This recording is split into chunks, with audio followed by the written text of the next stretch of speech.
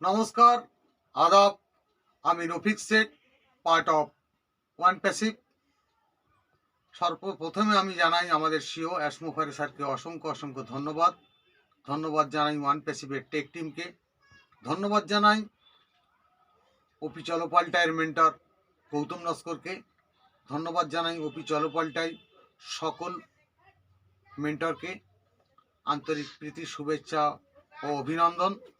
এনাদের প্রতিষ্ঠায় আজকের আমি ওয়ান প্যাসিভ সম্বন্ধে ছন্দের মাধ্যমে কিছু কবিতা এবং কিন্তু ছন্দের মাধ্যমে কিছু ওয়ান প্যাসিভ সম্বন্ধে যে কথা বলার সুযোগ করতে পেরেছি আমি, তার জন্য ওপি চলপাল্টাইকে অসংখ্য অসংখ্য ধন্যবাদ।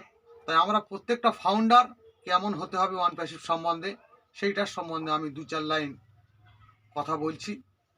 যে ওয়ান প্যাসিভ কোম্পানিটাই আমরা সবাই করব, এই মনোভাব নিয়ে আমরা সবাই কিন্তু লড়ব। এতই ভালো কাজ আমরা কোনোদিন নাহি পাব, এই কাজটা হারিয়ে গেলেই পথেই বসেই পড়ব। সারা জীবন আমরা কিন্তু অন্ধকারেই ছিলাম, অ্যাসমোফারের হাতটা ধরেই আলোর দিশা পেলাম। অ্যাসমোফারের নামেই যারা বাজে কমেন্ট করলো, সমুদ্রের নিচে কিন্তু তলিয়ে তারাই গেল।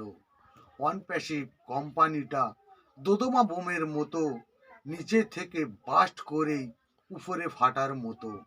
উপরে যখন বাস্ট হবেই শুধুই ফুলের ঝুড়ি, ওই ফুলেতে দেখতে পাবেই অ্যাসমোফারের ছবি। ওয়ান প্যাসিভ হলো পরমাণু বোমা, সমুদ্রেতেই ফাটবে, বিভিন্ন দেশের গভর্নমেন্ট কেউ কিছু নাহি বলবে।